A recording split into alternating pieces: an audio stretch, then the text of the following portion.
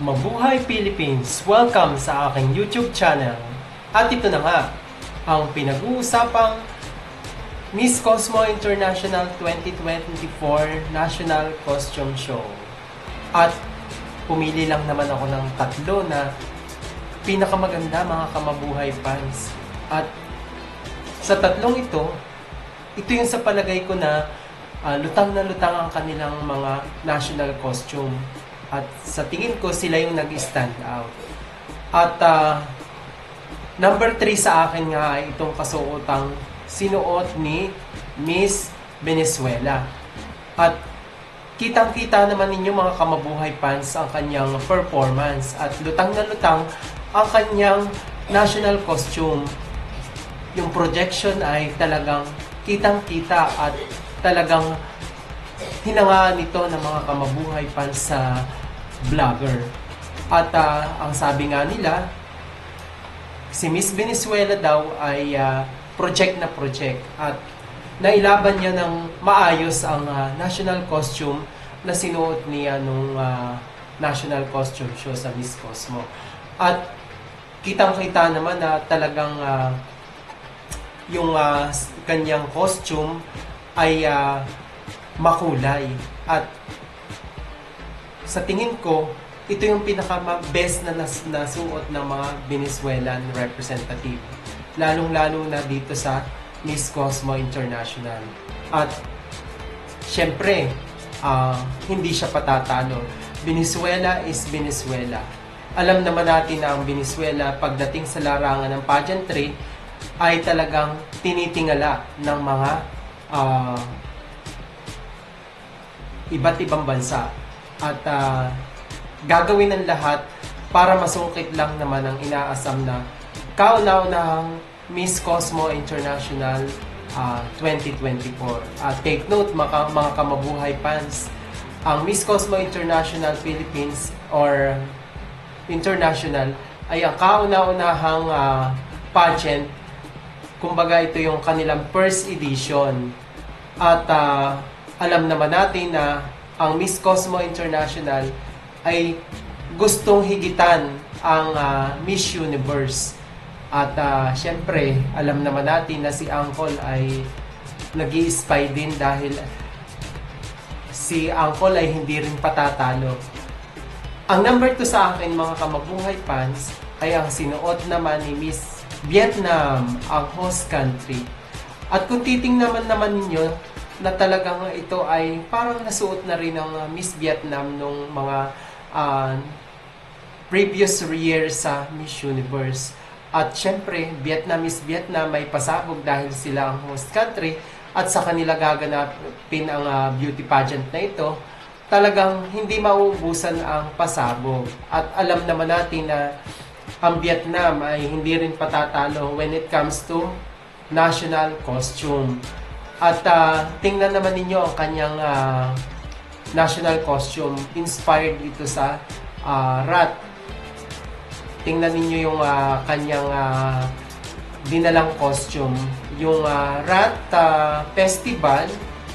Ewan ko kung bakit nagustuhan nila ang rat. Samantalang dito naman sa atin, rat or mouse ba yan?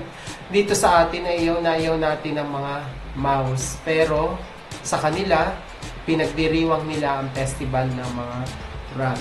At tingnan ninyo mga kamabuhay fans, at mayroon pa itong luces ata to na ginagamit tuwing bagong taon.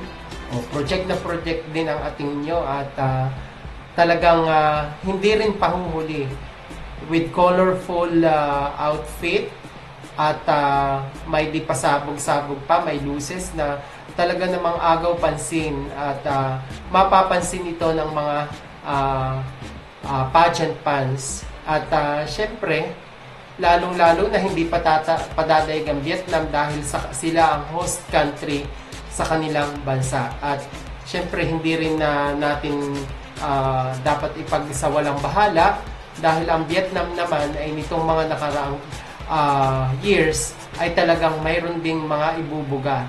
Napapasama na sila sa runners-up at nananalo na rin sila sa mga pageant. Sa Miss Earth, sa Miss Intercontinental.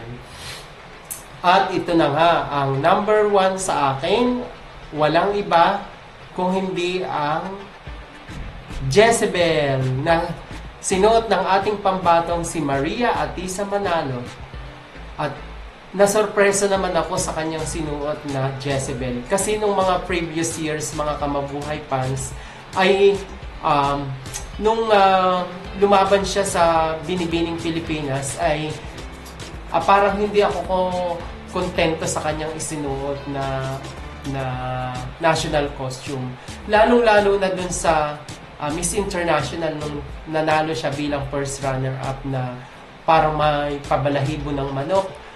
At lalong-lalo nang higit dito sa Miss Universe Philippines na yung inspired na Mount Banahaw na kulay green, na parang hindi ako satisfied sa kanyang national costume. Pero dito, mga kamabuhay fans, talagang mermaid na mermaid ang dating ng ating nyo at project na project.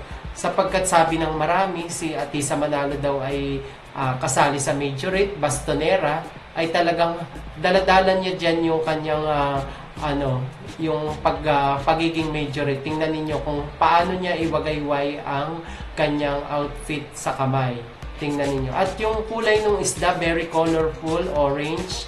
At alam naman natin, alam ko na kung bakit ito ang kanyang isinuot sa Vietnam dahil naging popular ang teleseryeng Jezebel na ito nga ay pinagbidahan ni Marian Rivera.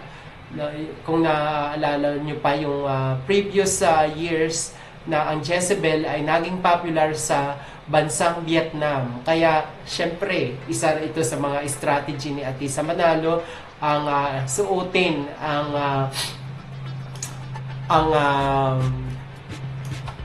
isa sa mga popular pop culture ng Pilipinas, ang Jezebel, na pinagbidahan nga ito ni Marian Rivera.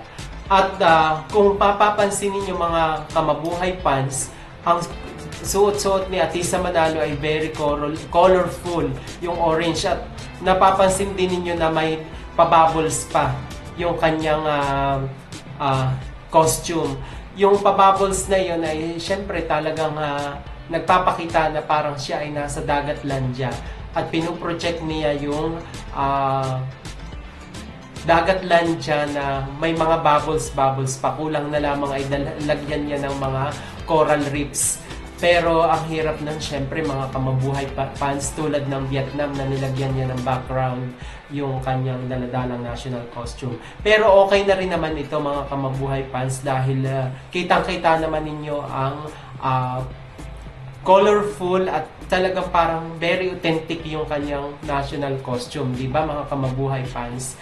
At isa lang, yan yung top 3 ko na national costume. Pero mga kamabuhay fans, mayroon din akong medyo parang napaawa ako kay Miss Ukraine dahil nung siya na yung tinawag para dun sa national costume, ay napaawa ako dahil hindi niya napuna yung kahoy na nakaharang sa kanya. At nung exit niya, hindi niya napuna na mayroon na palang nakaharang, kaya ayun ang nangyari, mga kamabuhay fans. Yun, napabangga si Miss Ukraine. At syempre, wag naman natin siyang i-bash dahil siya naman ay hindi naman niya yun talaga sinasadya, at syempre nakaagaw ng attention sa maraming manonood. Pero tuloy-tuloy pa rin ang kanyang pagpo-project sa kabila ng siya ay napashoot or napabangga dun sa pader na hindi naman niya inaasahan, at kasi dun lang siya nakatingin sa camera ay yun, napabangga siya dun sa pader. Ngunit ganun pa man ay the show must go on. Hindi niya ininda ang sakit at dire-diretso siyang nag-exit. Hindi siya nag-complain at wala siyang ginawa kundi pumunta pa rin doon sa exit door na kung saan ay naghihintay sa kanya ang mga personal assistant at mga alalay ng Miss Cosmo International. Pero sa aking palagay, sana hindi nagkaroon siya ng injury, kasi kung nagkaroon siya ng injury, maaring naapektuhan siya at sa susunod na pageant ay hindi siya maka-attend or makadala.